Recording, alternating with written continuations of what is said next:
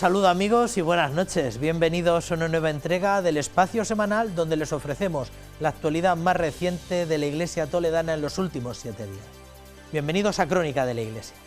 Fieles a la cita, el equipo de profesionales de esta casa han seleccionado todo lo que mejor representa el paso de Dios por la vida de nuestra archidiócesis y han confeccionado un programa de algo más de 50 minutos con algunos contenidos que tal vez puedan ser de su interés. Esperamos, como siempre, que todo haya dado de su agrado. Comenzamos. Pon calor en su hogar es la nueva campaña de crowdfunding solidario de CaixaBank con el que esta entidad quiere colaborar con el programa de vivienda de Cáritas Diocesana de Toledo. Para los no iniciados, un crowdfunding es una red para conseguir dinero a través de pequeñas colaboraciones y llevar a cabo una obra colectiva. Una cuestación económica de toda la vida, pero expresado en términos un poco más sofisticados. El asunto es poder instalar la calefacción en las 8 viviendas sociales que esta institución tiene en el casco de Toledo. En octubre de 2018 fueron noticia y les contamos cómo fue la inauguración de las 8 viviendas sociales en el edificio de la calle San Marcos número 10 de Toledo. Todas ellas forman parte del programa de vivienda de Cáritas Diocesana, donde actualmente viven 10 familias. Familias que a lo largo de estos años han convertido este edificio en su hogar, aunque eso sí, a veces puede resultar muy frío. Es un hogar ahora mismo que es frío. Pues entre todos vamos a intentar conseguir que sea un hogar cálido. ¿Y por qué digo entre todos? Porque la obra social lo primero que hace es poner un dinero, como en tantos proyectos, y aquí hemos aportado 6.000 euros para que se pueda cumplir este objetivo. Pero además queremos que colabore la población, que colaboren los particulares, que colaboren todos vuestros socios, afiliados de Cáritas, todos nuestros clientes. Así explicaban en qué va a consistir esta campaña de crowdfunding solidario con la que pretenden instalar la calefacción en 8 viviendas sociales de Toledo, donde encontramos 15 adultos y 17 menores. Una campaña que pone todo a nuestro alcance para que podamos unirnos a ella y colaborar con nuestros donativos. Se lo vamos a poner muy fácil para que colaboren y también aporten. Porque, oye, tenemos un objetivo de conseguir 3.000 euros, pero si conseguimos más viviendas que calentamos, ¿verdad? Entonces, para ello, lo que hacemos es un crowdfunding. Esto lo que consiste es en que CaixaBank, por medio de sus oficinas, ponemos una plataforma de forma gratuita para que todo el que quiera colaborar y participar con un donativo, por pequeño que sea, todos suman, pues se lo ponemos muy fácil porque lo pueden hacer tanto en los cajeros automáticos como en las oficinas nuestras, como por la web de CaixaBank, como por Bizum. 70 familias de la provincia de Toledo participan en el programa de vivienda de Cáritas Diocesana. En la presentación de la campaña Pon calor en su hogar, la coordinadora del área de familia ha establecido un balance del programa de vivienda de Cáritas Diocesana en 2019. En su intervención ha destacado que como línea prioritaria está la paralización y mediación en desalojos y desahucios y la cobertura del alquiler temporal de una nueva vivienda. Los problemas más urgentes que nos encontramos en las familias que acuden al proyecto tienen que ver con la cobertura económica inmediata de necesidades relacionadas principalmente con la vivienda y todo lo que lleva pues, una administración del hogar. Posteriormente, una vez establecida la familia en la vivienda, hacemos un acuerdo de intervención, se establece la ayuda, se concreta y trabajamos a pequeños objetivos. La campaña de crowdfunding solidario de CaixaBank a favor de Cáritas, Pon calor en su hogar, comienza el 1 de febrero y se prolongará durante todo el mes hasta el 1 de marzo.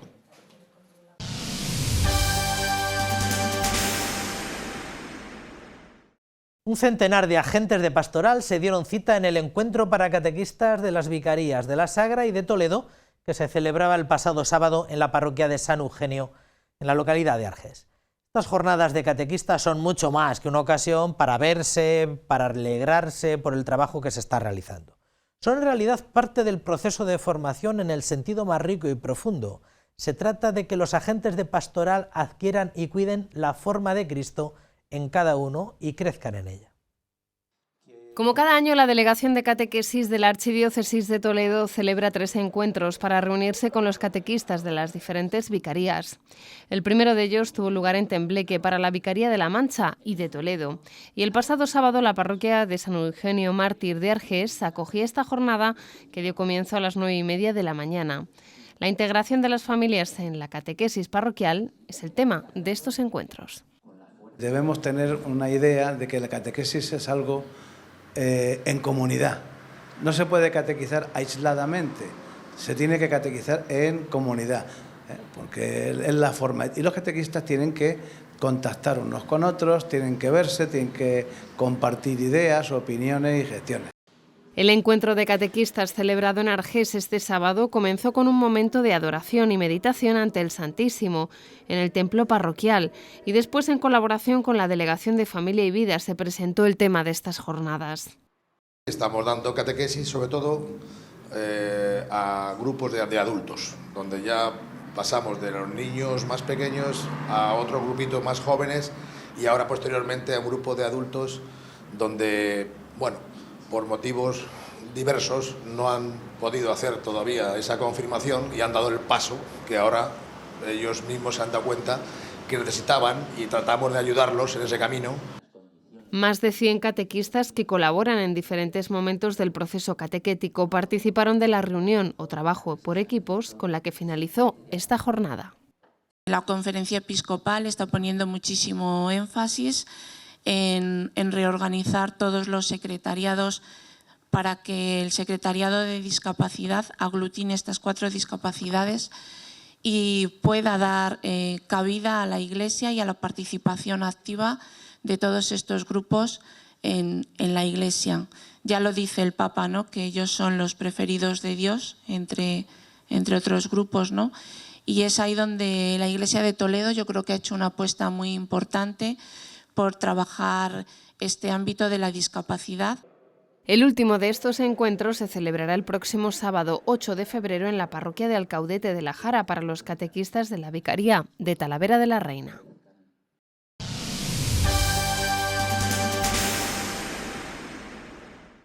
El señor administrador apostólico presidió el domingo en la Catedral Primada la misa de la Jornada Mundial para la Vida Consagrada ante una notable representación de los institutos de vida consagrada, institutos seculares y sociedades de vida apostólica que trabajan en la Archidiócesis de Toledo. Don Braulio animó a los fieles a contemplar con buenos ojos el don de la vida consagrada y agradeció a los consagrados, a los que se refirió como verdaderos dones del Espíritu, el ser medios privilegiados para una eficaz evangelización. Cada 2 de febrero la Iglesia celebra el día de la fiesta de la presentación de Jesús en el templo. Así se rememora el encuentro del Señor con su pueblo y la purificación ritual de la Virgen María. Una celebración a la que hizo referencia en su homilía del domingo el administrador apostólico de la diócesis y que coincide con la Jornada Mundial de la Vida Consagrada, instaurada por Juan Pablo II. ¿Qué sería del mundo si no existieran los religiosos?, se preguntaba Santa Teresa en el libro de la vida que ella escribió. Por tanto, he aquí una pregunta que nos lleva a dar incesantes gracias a Dios con este singular don del Espíritu Santo que continúa animando y sosteniendo a la Iglesia en su comprometido camino en el mundo. Religiosos y religiosas de la Archidiócesis participaron en la Santa Misa en la que se despidieron de don Braulio.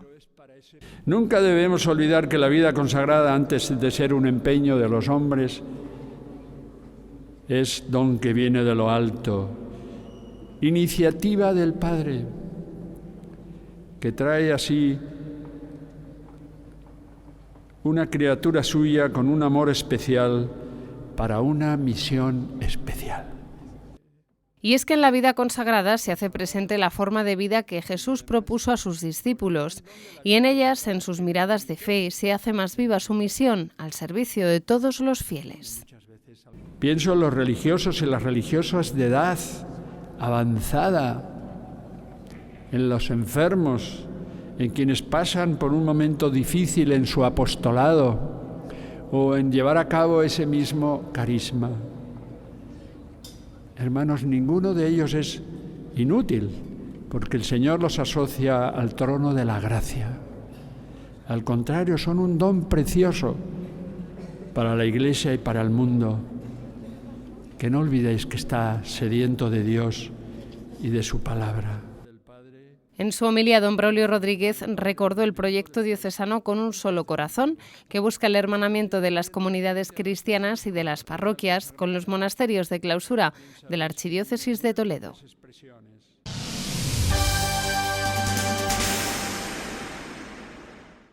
El lunes don Braulio presidía la presentación de la nueva campaña de Manos Unidas contra el hambre.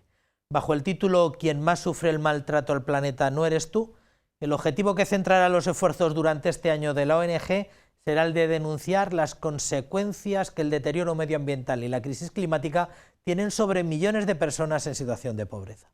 Nuestra delegación diocesana asume este año 20 proyectos, 3 más que el año pasado, de los que 15 estarán destinados al continente africano. 12 meses por delante para denunciar las consecuencias que el deterioro medioambiental tiene sobre los 821 millones de personas que sufren hambre hoy. Este es el objetivo de la campaña número 61 de Manos Unidas que ha presentado en la sala de prensa del Arzobispado de Toledo. Queremos hacer hincapié y hacer esa denuncia del deterioro del medio ambiente, pero queremos poner un rostro humano a las consecuencias de este deterioro. Entonces el rostro humano es esta señora que está ahí en ese vertedero, una de las 800 o más de 800 millones de personas que sufren hambre en el mundo y que tienen necesidad y que sufren verdaderamente este deterioro medioambiental en sus propias vidas y en su propia existencia. Una campaña que en esta ocasión señala que el hambre y la pobreza son dos realidades muy relacionadas con los daños medioambientales, cuyas huellas más graves son la contaminación, el cambio climático, el agotamiento de los recursos, las inundaciones y las sequías extremas, o la desertización y la deforestación. Congo es un país que está muy abandonado, es el 7º más pobre del mundo y el 2º más rico de África. Y sin embargo la gente come normalmente cada 2 días y muchas veces una vez a la semana. Y hay madres que por la noche hay una media de 8 niños por mujer, La familia no es como aquí. La Delegación de Toledo financia este año 20 proyectos, 3 más que el año pasado, y 15 de ellos se desarrollarán en África. La mayor parte de ellos pues son, como no puede ser, dentro de lo que trabaja Manos Unidas, de carácter educativo, carácter sanitario, alimenticio, promoción de la mujer y luego muy especialmente también el trabajo con los refugiados, sobre todo refugiados en África. Quien más sufre el maltrato al planeta no eres tú es el lema escogido para la campaña anual de Manos Unidas, una afirmación que ya anunciaron años atrás San Juan Pablo II y Benedicto XVI.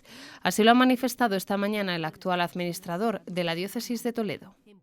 El maltrato al medio ambiente y a la que es la realidad que nos encubre y nos acoge, que es la tierra, iría en mayor detrimento de las capas más pobres de la humanidad. Un concierto de La Voz del Desierto, un partido de fútbol benéfico entre seminaristas y estudiantes de la Academia de Infantería de Toledo o el concierto de la Concordia son algunas de las actividades previstas a lo largo de este curso para financiar los 20 proyectos que han sido asignados a la Delegación Diocesana de Manos Unidas.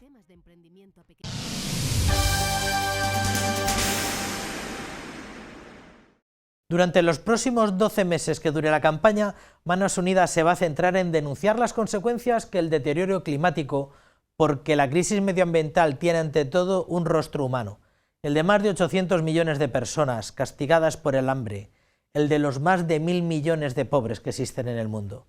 Este vídeo, a través de imágenes y testimonios, hace un recorrido por las causas de muchos de los males que afectan al planeta y también por las soluciones de esperanza que aportan los proyectos de Manos Unidas.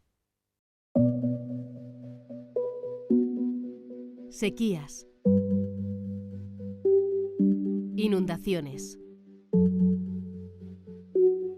contaminación.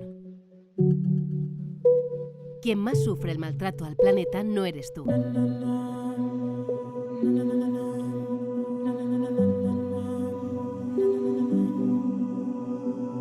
El grito de la tierra y el de las personas empobrecidas, de las que pasan hambre, son uno solo.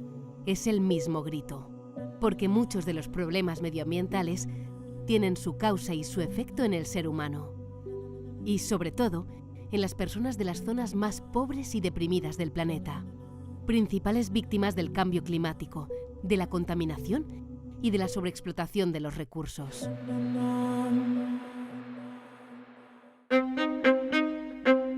Nuestros derechos no son negociables. Ellos no les importa la vida. Ellos lo que quieren es saquear, destruir, contaminar el territorio donde nosotros vivimos.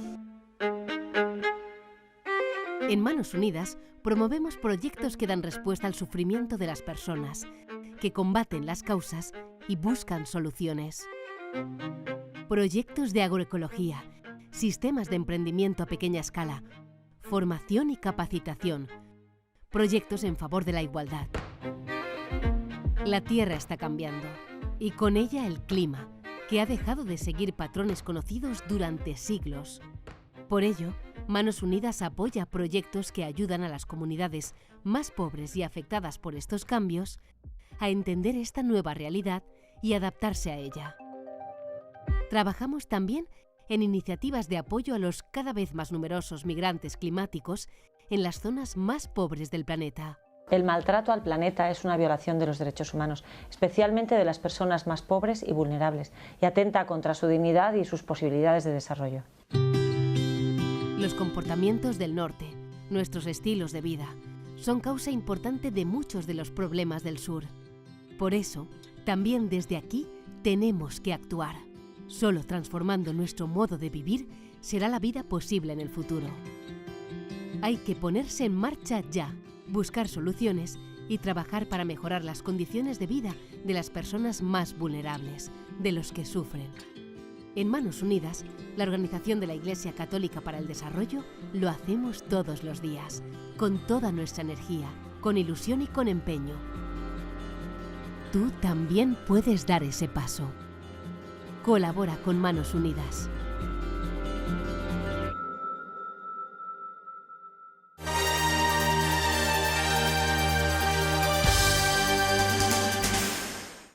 Ya recuerdan que el mes de febrero es un mes eminentemente dedicado a Manos Unidas y a la campaña contra el hambre. Todos los años nuestra delegación diocesana y Manos Unidas en todas las diócesis españolas trata de volver a concienciar, a volver a poner el ojo, a generar pues ese clima necesario para que todos recordemos que no todo el mundo vive con la dignidad que debiera, no todo el mundo tiene a su mano lo más indispensable, comida, agua potable, y sobre todo que Dios nos tiene a nosotros para acercarnos a ellos. Y una de las maneras con las que nosotros vivimos esa solidaridad es a través de Manos Unidas. Esta semana atrás celebrábamos la campaña contra el hambre y todos los años nuestra delegación diocesana nos trae un personaje que de primera mano nos ayude a conocer cómo se vive en otras partes del mundo y hasta qué punto nuestra ayuda es útil y es necesaria. Este año hemos tenido el gusto de contar con don Javier Negro, que es un misionero escolapio. Don Javier, buenas noches. Buenas noches. Muchísimas gracias por estar con nosotros. Gracias a vosotros por acogerme. ¿Por qué escolapio, don Javier? Cuéntenos. Bueno, yo soy de una familia que somos 10 hijos. Nacimos en la provincia de Teruel, en un contexto rural. Nuestro padre era funcionario, sin recursos de tierra ni de casas, muy preocupado como mi madre por la educación de sus hijos, y a los 9 años pues todos desfilábamos internos a algún colegio de Zaragoza, ¿no? Y los chicos íbamos al de Escolapios.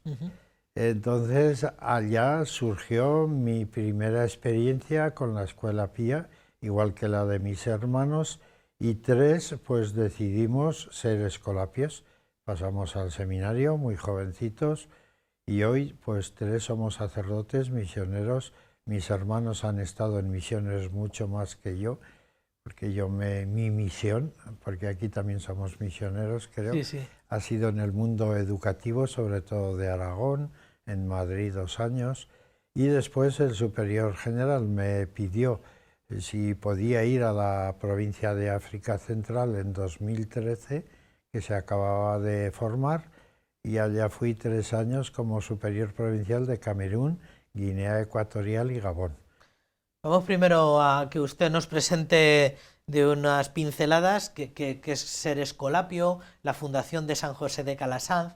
Aquí probablemente en la meseta no estamos tan familiarizados porque no es precisamente una de las instituciones o uno de los institutos educativos pues aquí estamos familiarizados con la Salle o con los maristas. ¿Qué son los escolapios? Bueno, fuimos fundados por San José de Calasán hace 450 años. Él era aragonés y él fue a Roma buscando una canonjía y allí se encontró con los niños de la calle del barrio del Trastevere, que sería similar a los niños de la calle que yo me he encontrado en Camerún y sobre todo en Congo, ¿no? Cambió de idea y se dedicó a ellos y creó en el barrio del Trastevere, en la sacristía de la parroquia, la primera escuela popular, con unos 30 niños del barrio del Trastevere. Luego creó primero congregación, después orden religiosa y empezó a extenderse sobre todo hacia países del este. Vinimos a España, empezando en Aragón y en Cataluña, y la verdad es que en Castilla-La Mancha hemos estado poco presentes. Y aún ahora lo estamos poco, estamos más pues Castilla, Aragón, País Vasco, Asturias, Galicia, Tenerife, y sobre todo nos estamos extendiendo actualmente por África, América y Asia.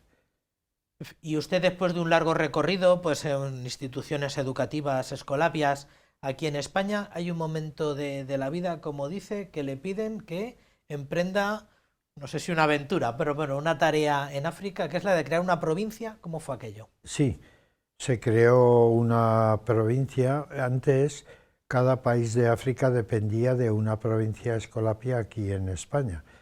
Pero las cosas van cambiando y se reestructuró en África los países donde estábamos presentes y se creó una provincia con las misiones escolapias de Camerún, Guinea Ecuatorial y Gabón, ¿no?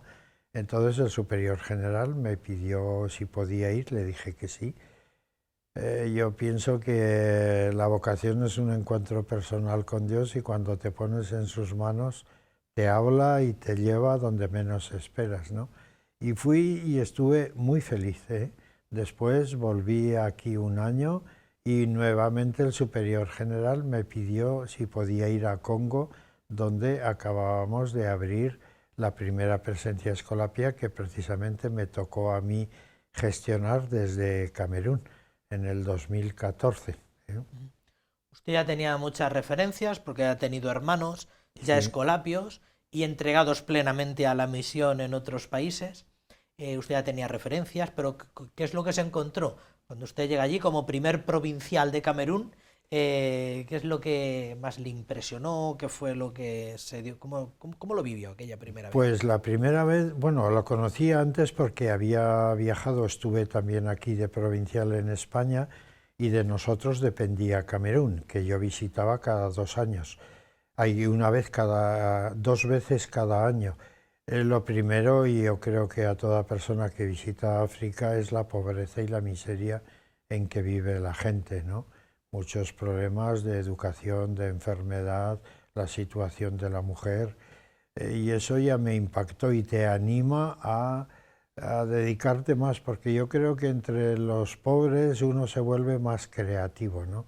Y después teniendo compañeros y instituciones como Manos Unidas, Conferencia Episcopal Española, que también nos ha ayudado mucho, pues fui muy feliz haciendo escuelas, creando seminarios, vocaciones tenemos muchas, y tantas que hoy son ellos los que gestionan las misiones escolapias en el África, ¿no? Aquí cada vez menos vocaciones, y centros educativos, algún centro agrícola, algún otro para acogida de niños abandonados, sobre todo en Yaoundé, y sobre todo estar con la gente, dar afecto, cariño y compartir la fe, ¿no? O sea, que no les dio solamente tiempo, no les ha dado, no solamente han tenido tiempo para crear instituciones educativas, que es sobre todo el reto de los escolapios, formar a niños y a jóvenes, sino que además han podido crear un pequeño noviciado.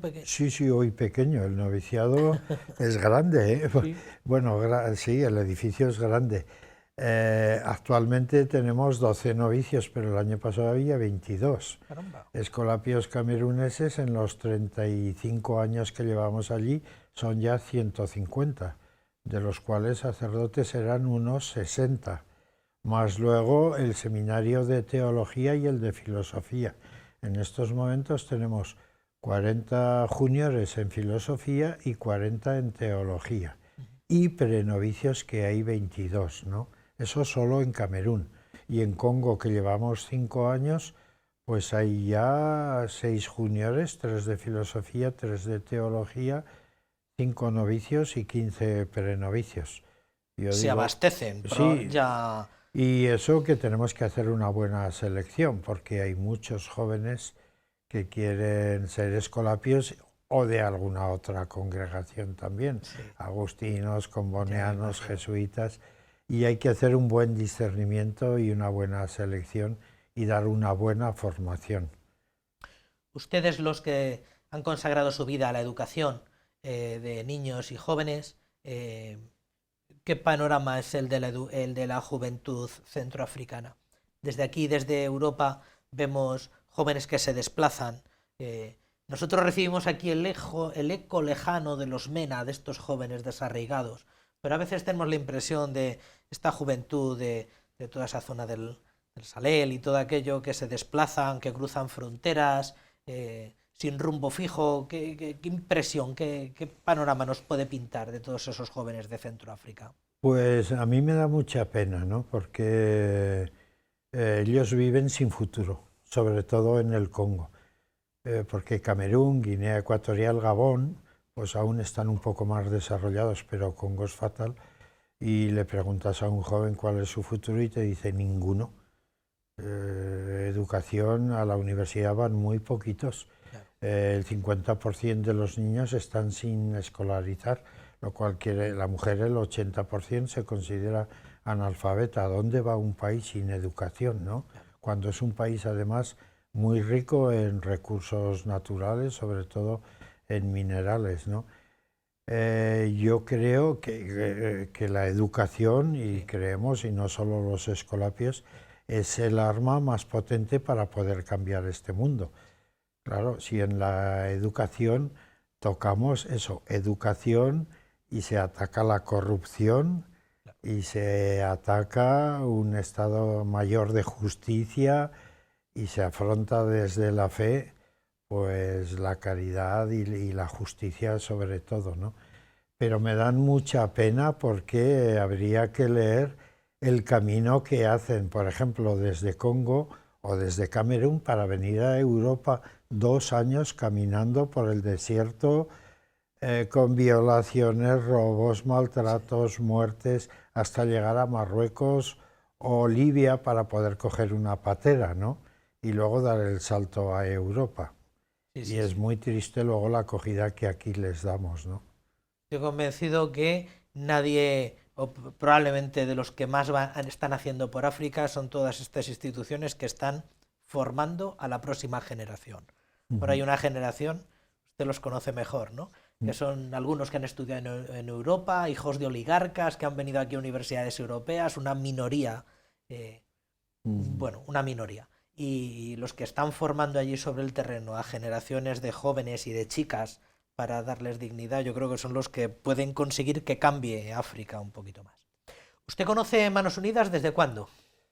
Pues sobre todo desde que fui a África, ya antes, porque mi madre hace muchísimos años ya pertenecía a Manos Unidas en la parroquia, tanto en el pueblo, en Teruel, como en Zaragoza después, ¿no?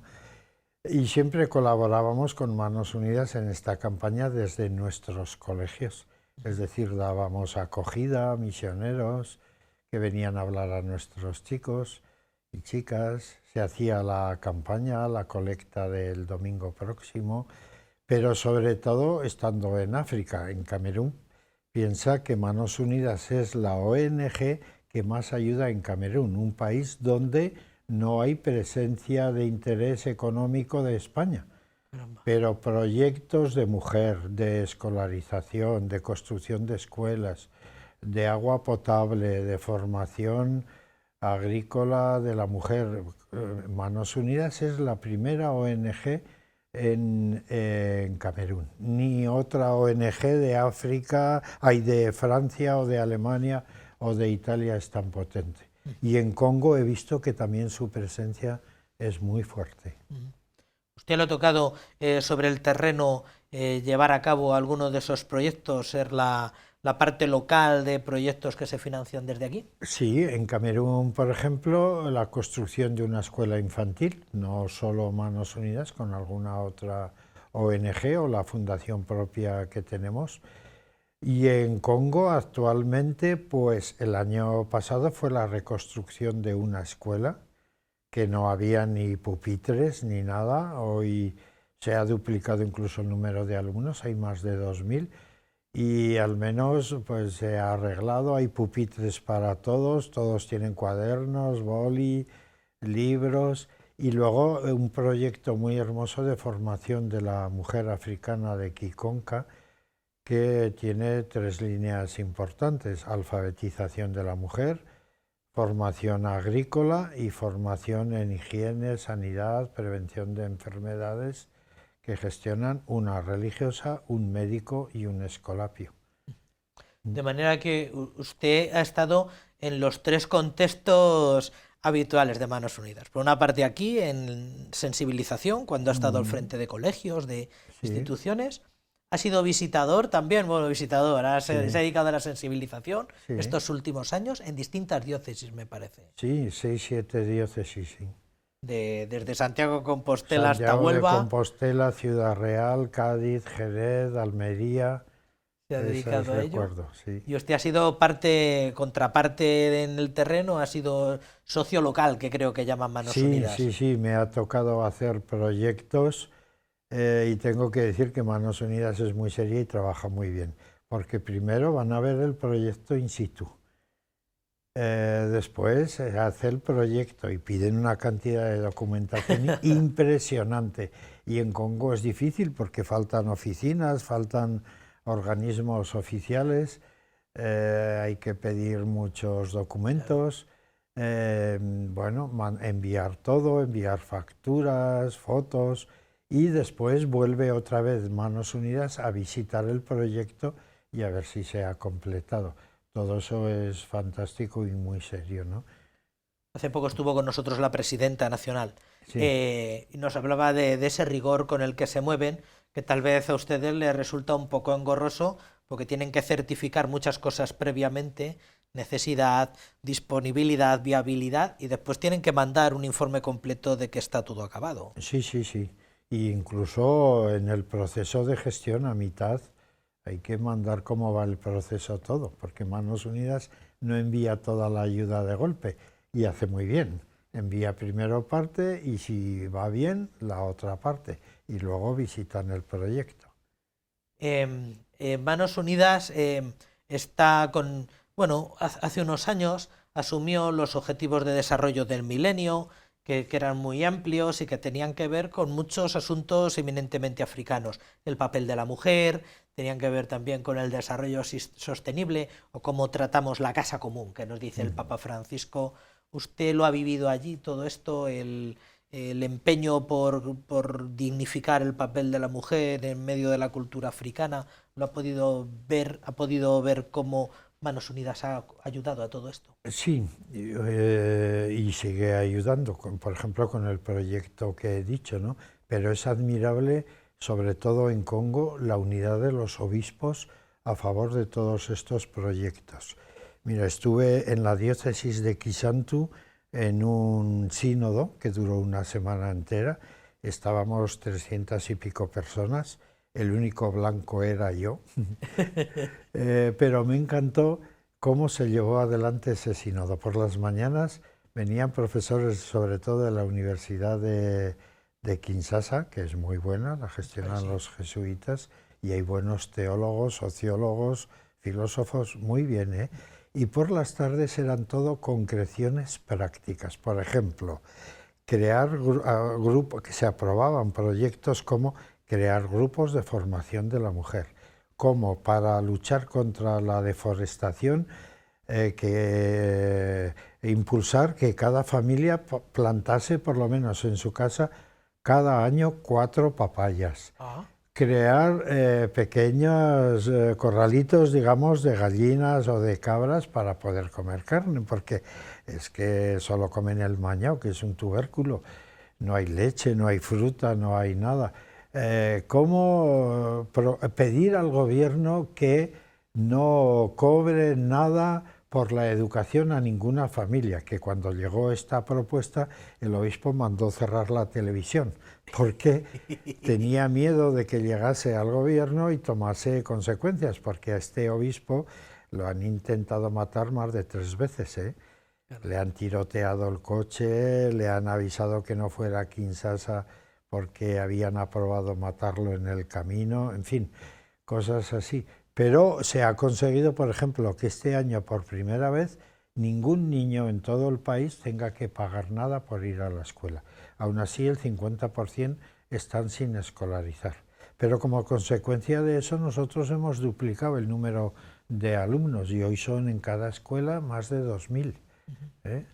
No habíamos hablado del asunto de la seguridad personal, pues de los occidentales o de los europeos, de los misioneros católicos o de los cristianos en general. ¿Usted ha vivido alguna experiencia o cómo ha vivido esa sensación de inseguridad que se vive en general todo el mundo? Me da la impresión que la inseguridad es un panorama general en todo Centroáfrica y de un europeo en particular, que vivimos en una zona del mundo bastante segura. ¿Cómo ha vivido todo esto? Pues en Congo, sobre todo en Kinshasa, hay que ir con prevención.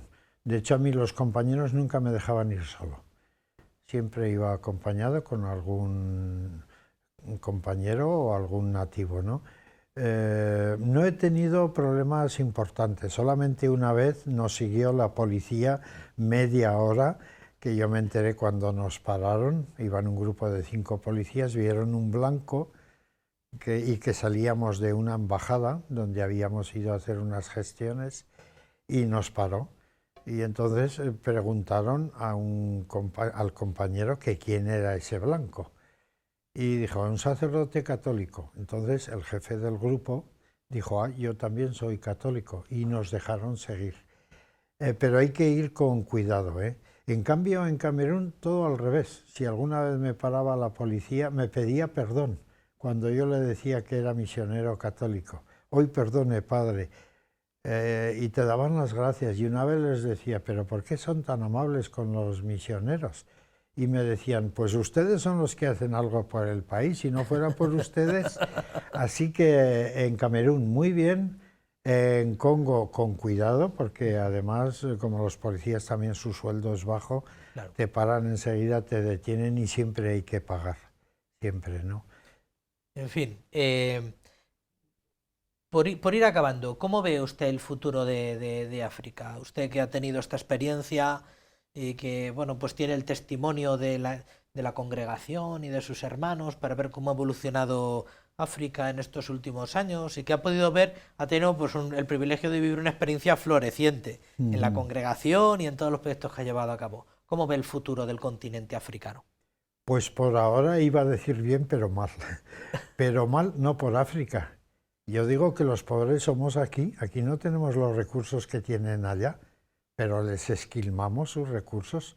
Nos llevamos el coltán, el cobalto, el oro, el diamantes. Yo digo, detrás de cada móvil hay una gota de sangre de un niño de Congo, porque el coltán sale de allá y la mitad de los trabajadores son niños que les pagan $60 al mes, cuando aquí a lo mejor un kilo de coltán vale 3.000 euros, ¿no? Y gracias a ello tenemos lo que tenemos, ¿no? Hay mucha corrupción aquí y allá, porque allá también hay gente rica, muy rica, sobre todo de gobiernos, de militares, policías, con cuentas bancarias muy gordas en bancos de Europa, ¿no? Sí, sí. Entonces hay que afrontar esta realidad, ¿no? Y yo digo, la gente de allá no se quiere venir solo porque sí, tienen familia, cultura y no querrían venirse aquí, ¿no? Entonces, si hay justicia, y yo digo si hay corazón, porque estoy viendo que, bueno, está clarísimo, ¿no?, que ni los poderosos, ni el capital, ni las armas cambian el mundo. Al revés, lo están estropeando más. y que solo cambiar el corazón y ver al otro como persona, como tantas veces dice el Papa actual, es la única solución y la educación que puede cambiar África. Cuando yo hablaba con los compañeros africanos de esto, me decían ellos mismos, y esto dentro de 50 años a lo mejor se notará algún cambio. Eso es lo que dicen ellos. Medio siglo hay que esperar. Medio siglo, sí. Bueno, nuestra manera de contribuir a que todo esto cambie, cuando nos espeluzna todo esto que llega, pues todo esto que estaba hablando, trabajo infantil, la guerra del coltán, todas estas cosas, los diamantes de sangre de la década anterior, nuestra manera de contribuir es colaborar con Manos Unidas, es nuestro pequeño granito de arena, ¿verdad? Pues sí, porque como digo, Manos Unidas y otras organizaciones de la Iglesia o no están colaborando fuertemente, sobre todo sensibilizarnos para que esto cambie. Muy bien. Pues muchísimas gracias, don Javier, por su testimonio, por su trabajo al servicio de la dignidad de niños, jóvenes, pero de todos en general. Muchísimas gracias por haber estado con nosotros. Gracias a vosotros.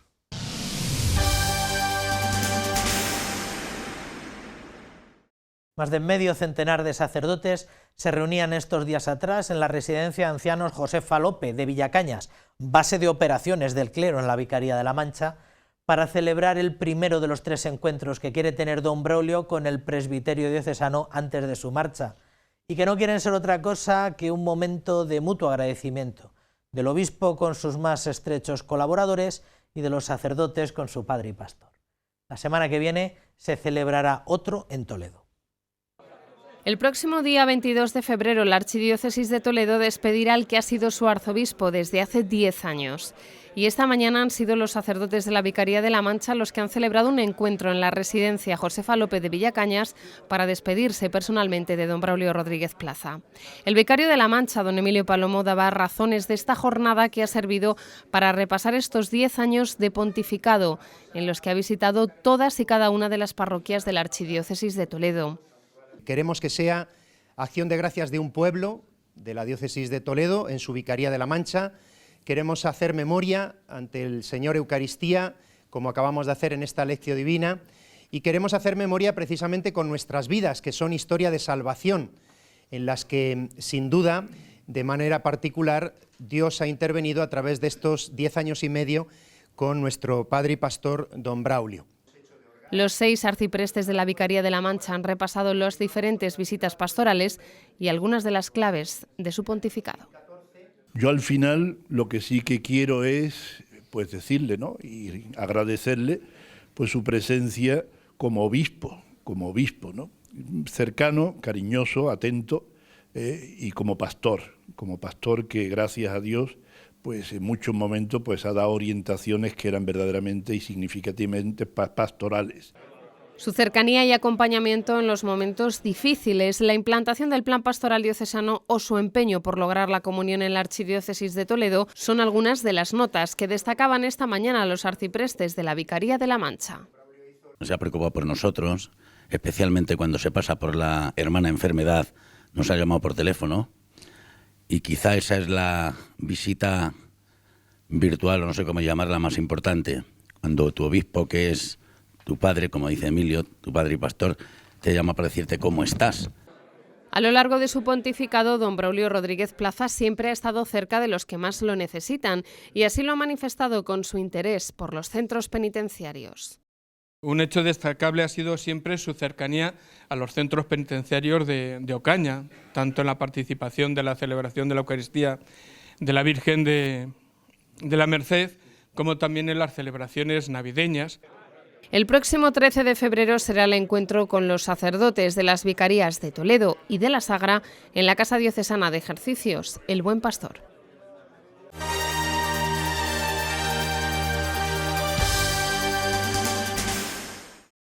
La necesidad del bautismo, el sacramento por el que se entrega la vida, es el tema que ha ofrecido don Braulio Rodríguez a los sacerdotes de la Vicaría de la Mancha para reflexionar. Tras el rezo de la hora intermedia, el actual administrador apostólico de la Archidiócesis ha manifestado que estar bautizado significa pertenecer a Dios. Al estar el cristiano inmerso en Dios, o como cristiano inmerso en Dios, estoy unido a los hermanos y a las hermanas. Esto también, porque todos los demás están en Dios. Y si yo soy sacado de mi aislamiento y si estoy inmerso en Dios, estoy inmerso en la comunión con los demás.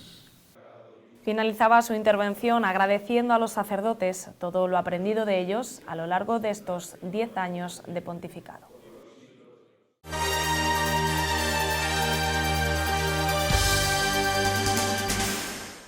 En la catequesis del pasado miércoles, el Santo Padre comenzaba con la primera de las bienaventuranzas del Evangelio de San Mateo. El evangelista no se conforma con dar al término pobre un sentido puramente económico-material, sino que lo completa pobre en el espíritu. El Papa advierte que a menudo la soledad y la infelicidad nacen de la idea de granjearse un nombre. Los orgullosos, dice, no piden ayuda porque deben mostrar que son autosuficientes. Y muchos necesitan ayuda, pero el orgullo les impide pedirla. Queridos hermanos y hermanas, en esta catequesis comenzamos con la primera de las bienaventuranzas. Dichosos los pobres de espíritu, porque de ellos es el reino de los cielos. San Mateo no se conforma con decir pobre, dando al término un sentido puramente económico material, sino que dice pobre en el espíritu, es decir, pobre en lo más íntimo y profundo, allí donde todos debemos reconocernos incompletos y vulnerables por mucho que nos esforcemos.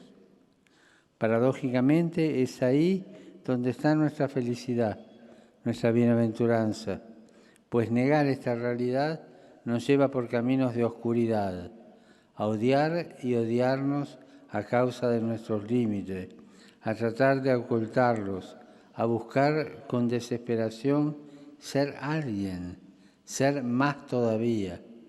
Ser pobres nos libera del orgullo, del exigirnos ser autosuficientes y nos da derecho a pedir ayuda, a pedir perdón. Tan difícil pedir perdón. Nos abre el camino del reino de los cielos. En la humildad, en la oración, encontramos este camino. Nos ponemos delante de Dios y le pedimos que venga en nuestro auxilio, que no tarde en socorrernos, que manifieste su potencia en el perdón y la misericordia. Es ahí donde Jesús ha manifestado la fuerza de Dios, no en el poder humano, en tener o aparentar, sino en el testimonio de un amor que es capaz de dar la vida y la verdadera libertad. Saludo cordialmente a los peregrinos de lengua española venidos de España y de Latinoamérica.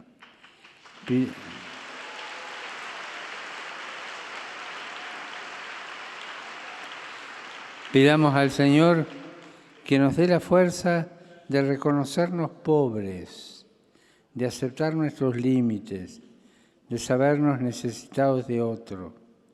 Solo así seremos capaces de acoger el amor que el Señor derrama en nuestros corazones y sentir la dicha de testimoniarlo ante el mundo.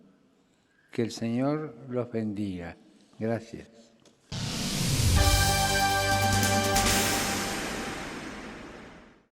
El suicidio asistido es el tema sobre el que reflexiona don Braulio en la tercera entrega de esta colección de textos pastorales que llevan por título Un debate poco debatido y que podemos seguir gracias a la publicación diocesana Padre Nuestro.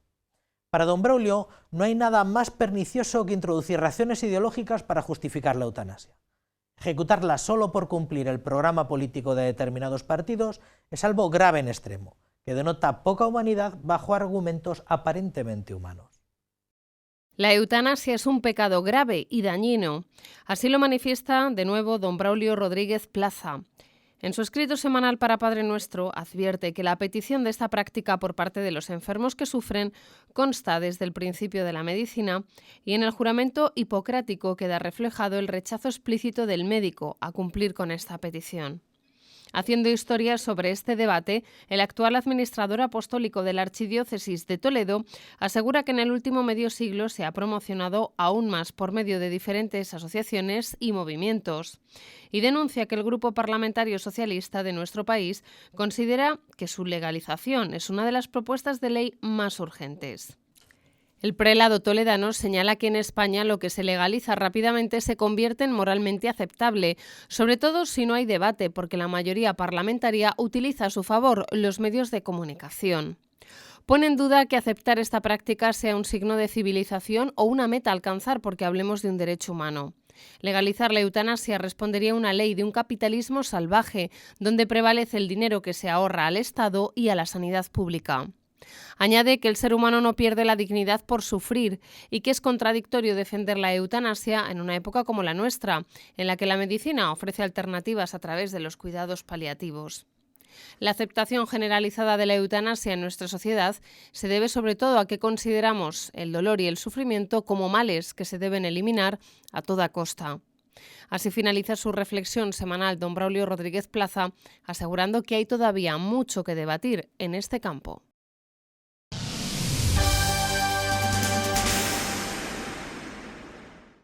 Nuestro seminario menor celebró hace un par de semanas su tercera jornada de puertas abiertas. Un buen número de padres, familiares y amigos de la casa participaron de la Eucaristía y posterior recorrido explicativo que la propia comunidad educativa había preparado para este día. El objetivo al final de esta jornada es mostrar de un modo más cercano esta institución formativa, que igual ahora no se conoce con la precisión de otros tiempos y en el que muchos sacerdotes de esta diócesis comenzamos nuestra formación.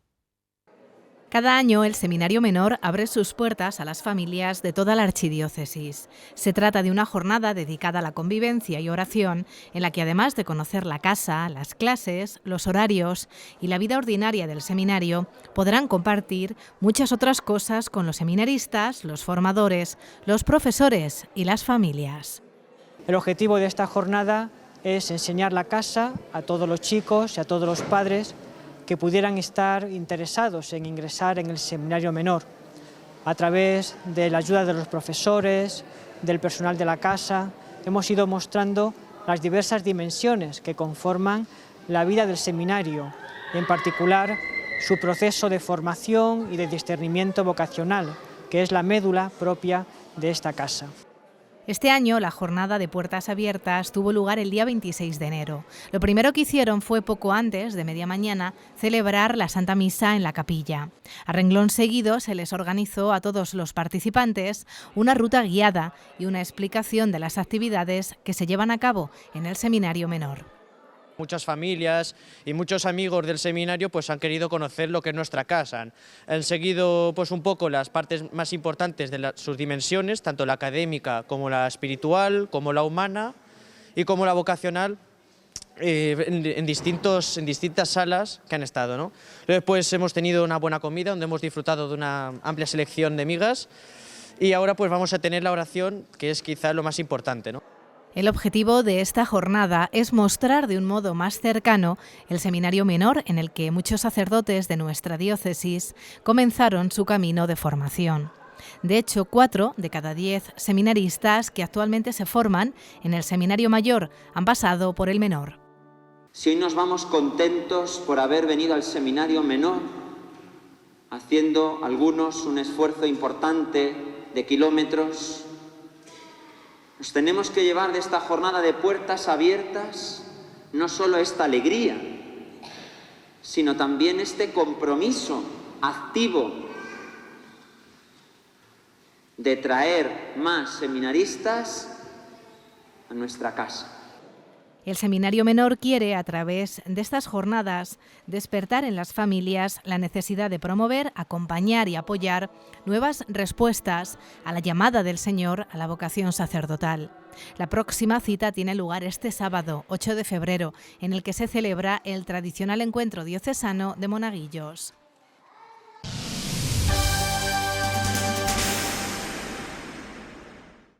La solidaridad de nuestra archidiócesis se materializaba estos días atrás una vez más. En menos de una semana, la Delegación de Misiones recibía más de 10.000 euros en donativos particulares que se han hecho llegar a Villa El Salvador para ayudar a las víctimas y damnificados del accidente provocado por el camión de gas.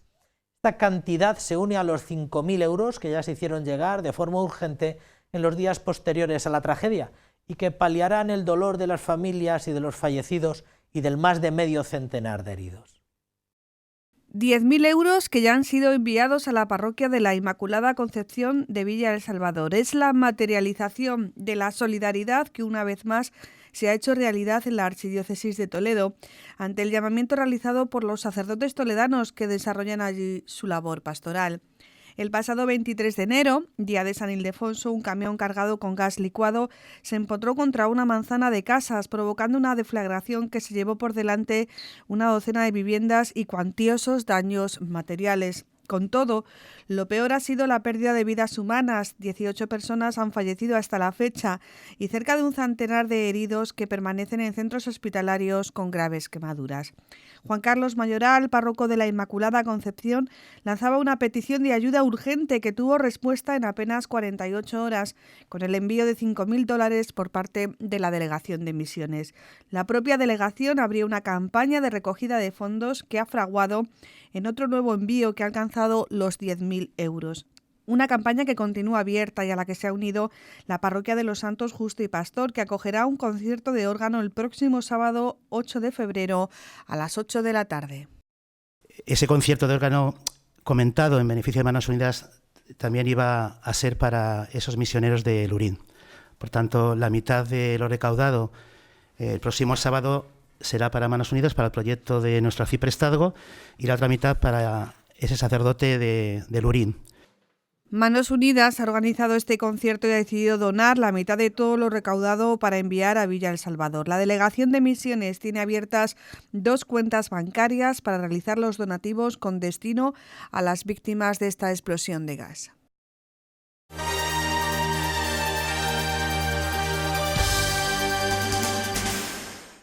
Muy bien, pues hasta aquí la crónica eclesial de esta semana. Ya saben que pueden volver a visionar muchos de estos contenidos en el canal de YouTube del que dispone Radio Televisión Diocesana. Nosotros les emplazamos a que no dejen de colaborar con Manos Unidas y a que nos acompañen la semana que viene aquí en el mismo sitio y a la misma hora para más y mejor información eclesial. Quédense ahora con la mejor programación que el canal diocesano puede ofrecer. Hasta la semana que viene, que sean felices.